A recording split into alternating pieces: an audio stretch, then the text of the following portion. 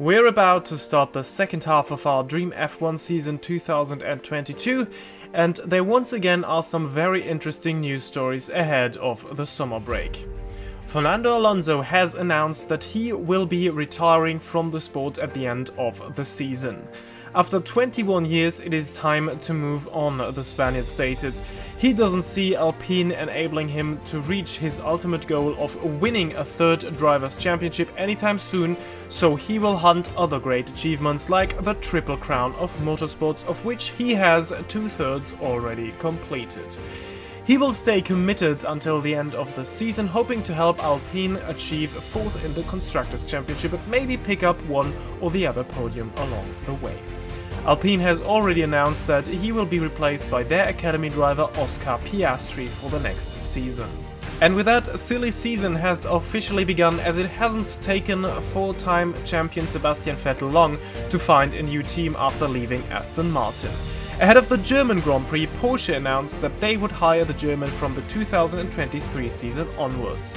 The ambitions for the German works team are high, as they want to challenge for wins in the first 3 years of competing in the sport. That announcement opens a fierce competition for the second cockpit alongside Vettel between Hülkenberg and teammate Nick de Vries. The German having the upper hand right now means that the rookie from the Netherlands is under immense pressure to perform in the second half of this season. Porsche also announced major upgrades to their car from the Belgian Grand Prix onwards, which could make that fight all the more interesting. After a poor start to the season, STV Racing was punching way above their weight lately. 2 points finishes in the last 3 races, while also coming very close to the points in Silverstone with both of their drivers, indicate that they're on the up right now. Things couldn't look better ahead of our very first home race in Hockenheim. And as mentioned, today's race marks the comeback of the German Grand Prix, and we are back to a rotating agreement between the Hockenheimring and the Nürburgring. This year we are here in the federal state of Baden-Württemberg in Hockenheim, close to the beautiful city of Heidelberg. 4.5 kilometers of tarmac form a racetrack that is brilliant for racing, while also testing the driver's abilities and precision in the more technical stadium section. Before we head over to the starting grid, let's look at our fastest lap from qualifying yesterday.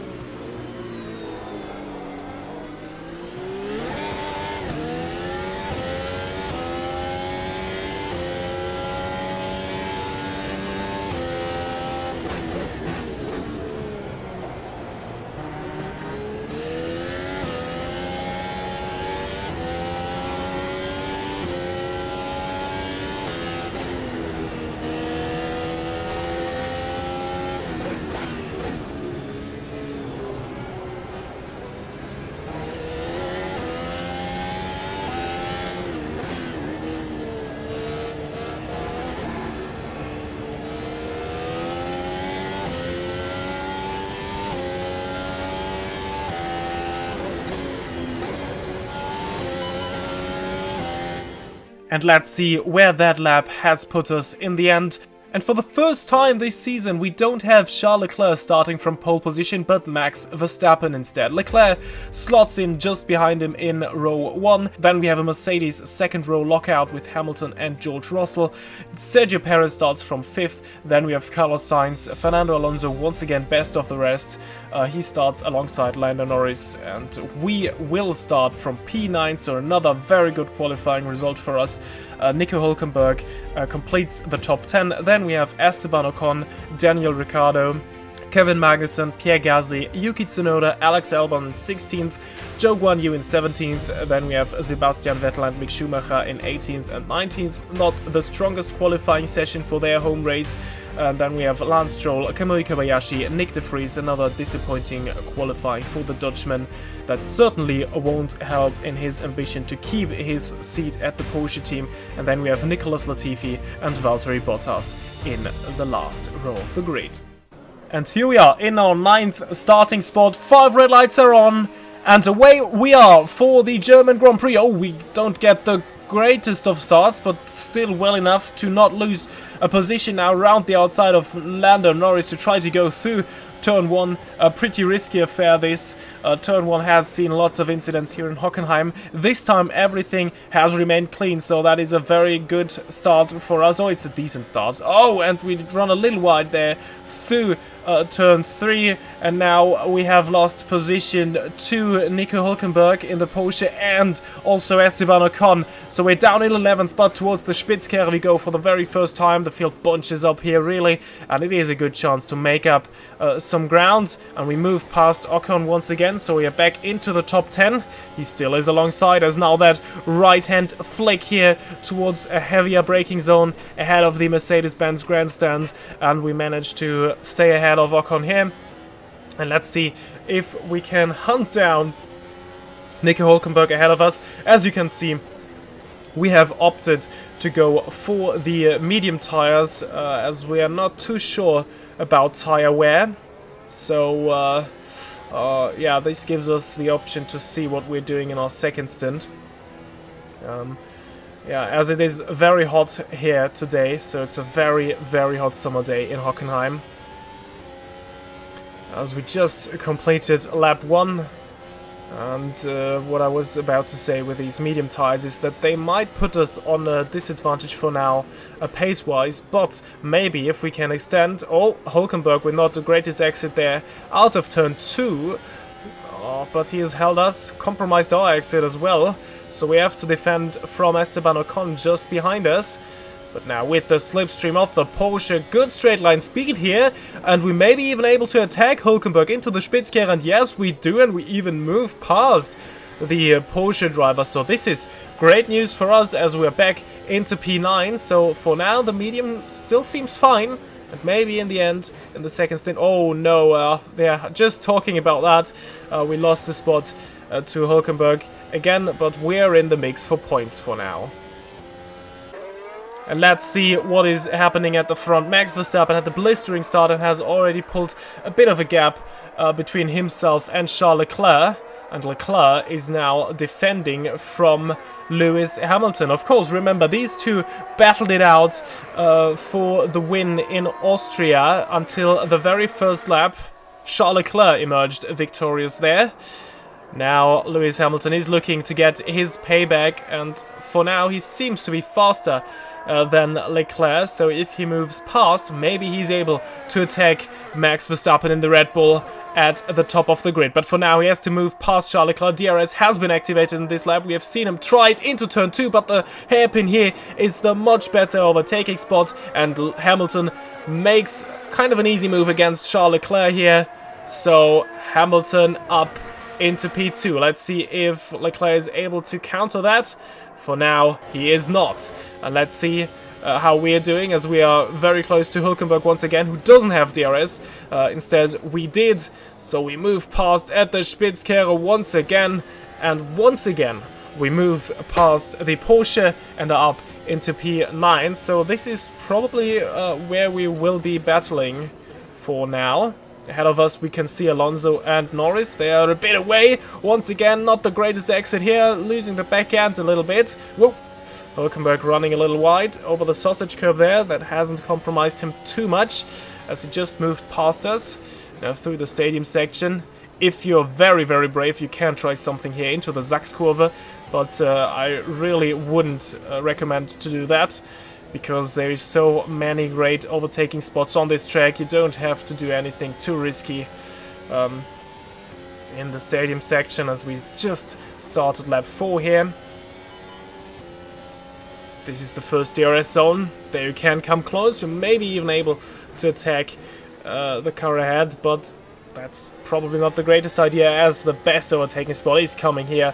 The long parabolica towards the hairpin.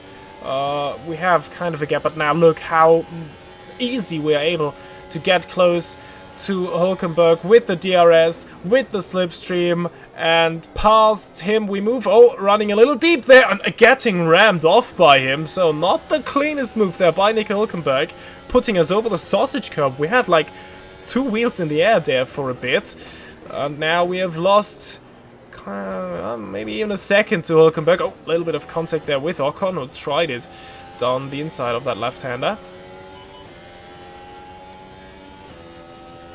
Lap 6 already. We still have DRS from Hülkenberg. Ricciardo, in the meantime, moved past Ocon behind us. And now, oh, with a trademark Daniel Ricciardo, a dive bomb, he tries a move into the Spitzkehre, but we managed to hold on to 10th. But that was a surprise move. And that is what we want to see from Daniel Ricciardo, who isn't having the greatest season so far. Only 1 point he scored last time in Spielberg.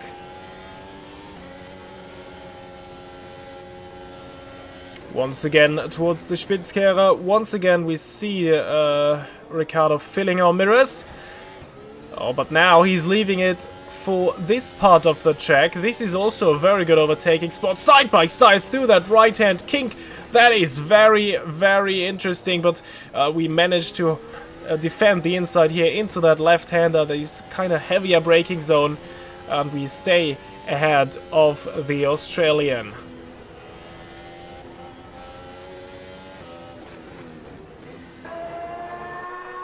Back to the battle at the front. Max Verstappen is still pulling away, and Hamilton hasn't managed to pull away from Charles Leclerc. So now, in lap 8, he has to defend against the Monegasque driver once again, our championship leader.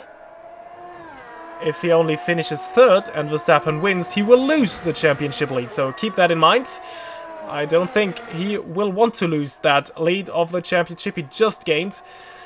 And yeah, now he tries to move past Hamilton into the Spitzkehre, and just like Hamilton did in lap 3, he moves past the Mercedes driver and reclaims P2. Let's see if he can keep it. And maybe now he's able to follow Max Verstappen a little closer. Lap 9, and we have kind of lost touch with Nico Hülkenberg, so no DRS anymore to defend here on the long parabolica straight line. No, not really straight line, but flat out bit towards the Spitzkehre. Now Ocon with DRS. Yeah, that was not the hardest thing to do, but we have the inside line. Ocon holds on to it round the outside. Very well done by Esteban Ocon. He leaves us space, and now we are vulnerable to Daniel Ricciardo as well. This time he will have the better line towards that left-hander that is coming up here, and he also moves ahead. So in that one lap here we've just lost 2 spots, but that's not too bad. As I said, we are on the mediums, and our time will probably come in the second stint. For now the tires feel absolutely fine, so let's just stay behind them and let's see what this race brings. Lap 13, and we have unfortunately lost touch to the 2 ahead of us, and now we rather have to look in our mirrors. There is a group of 3 cars approaching. They're all on softs. Whoa! And that was a bit of a mistake there. Running over the sausage curb, losing us lots of time. Actually receive a warning, but that has cost us more time than we've gained by running right there. And now we have the 2 AlphaTauris just behind us, Yuki Tsunoda and Pierre Gasly. Zhou Guanyu also involved in that battle in P14.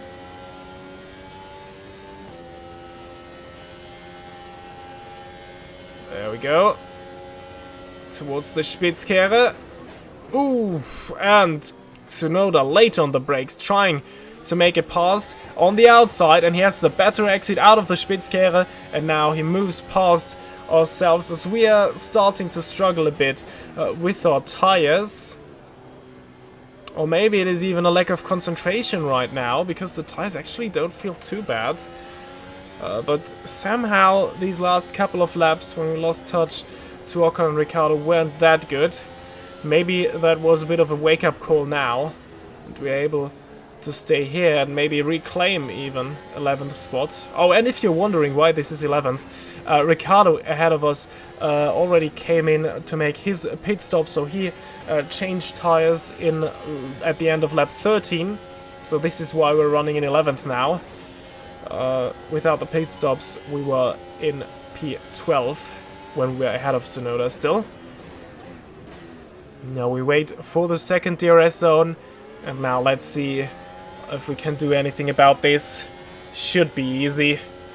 We switch up the battery mode to attack Tsunoda, and even ahead of the braking zone, we are fully ahead of the Japanese driver in the AlphaTauri, and we are past and up into P11 once again. And let's try to get into a rhythm and maybe even pull away from them, because usually we should be faster than these three behind us.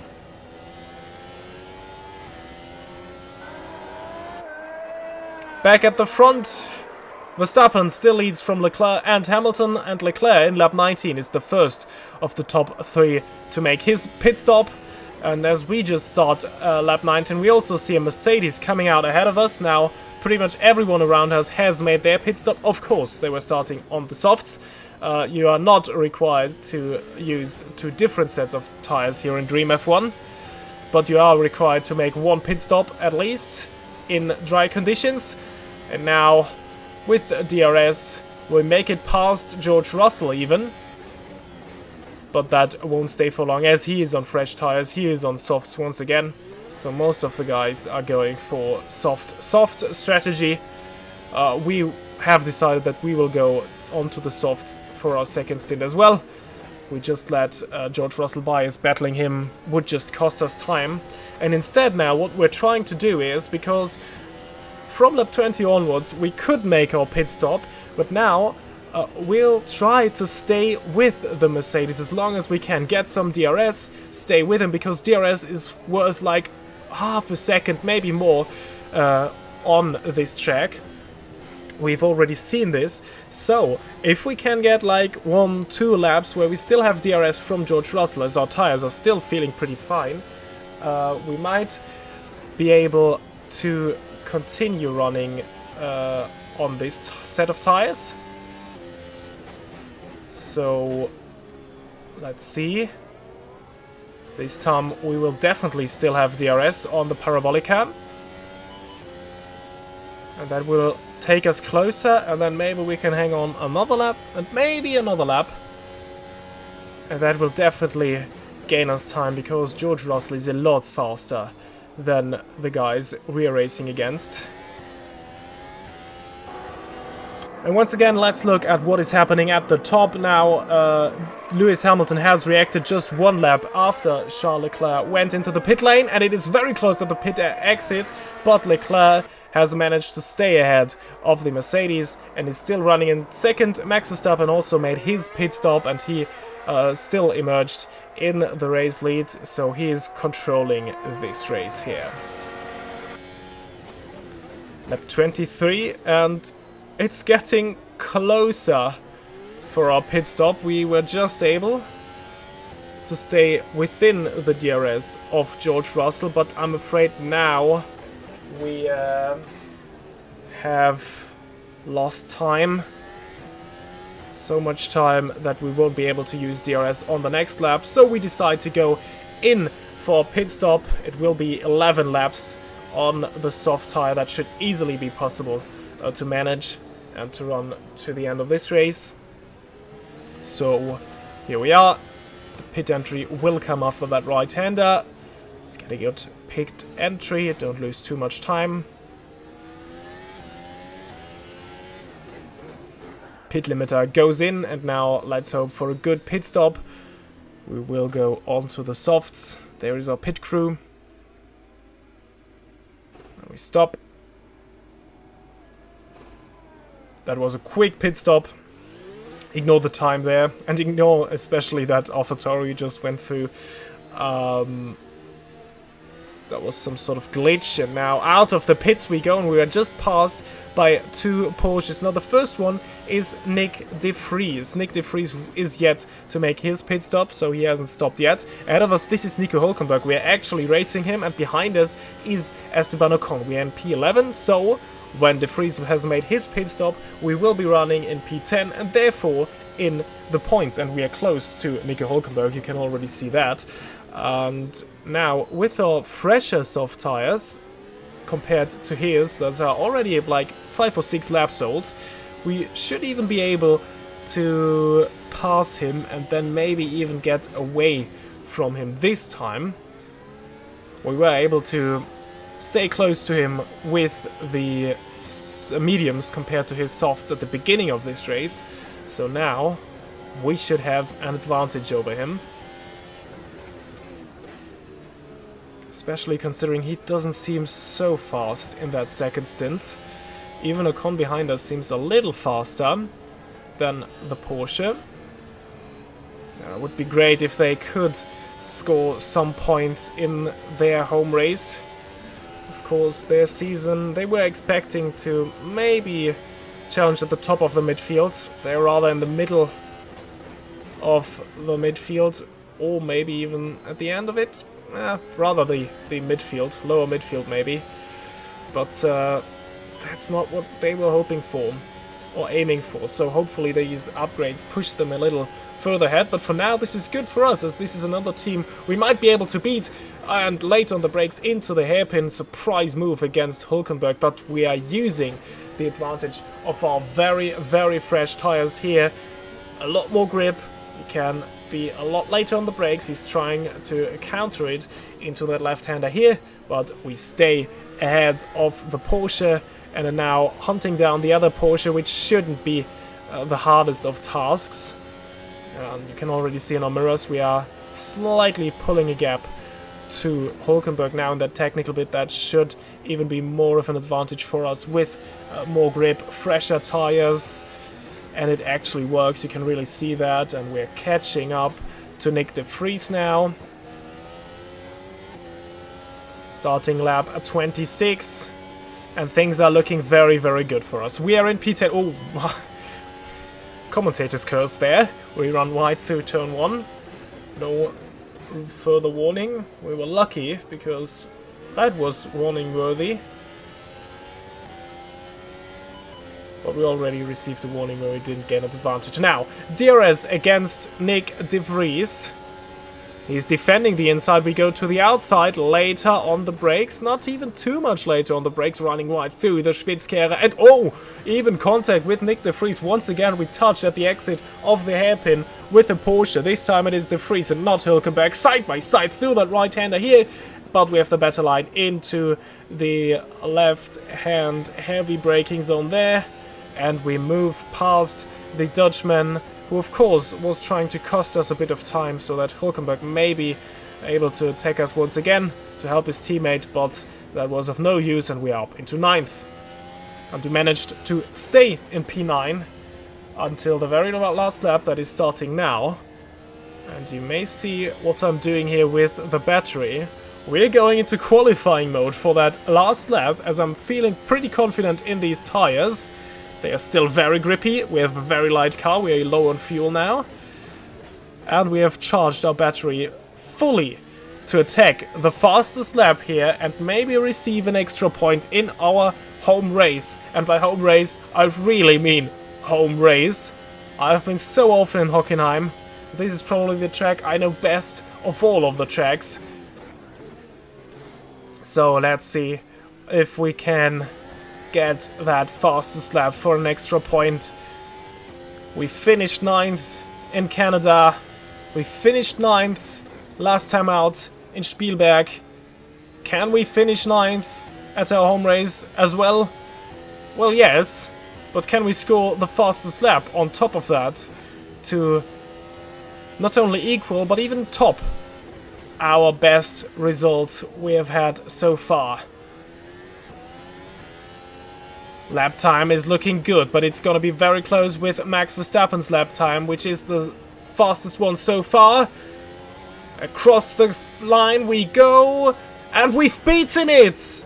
We set the fastest lap on the last lap of this race. We've beaten the previous best by only 17 thousandths of a second, so a bit lucky there as well.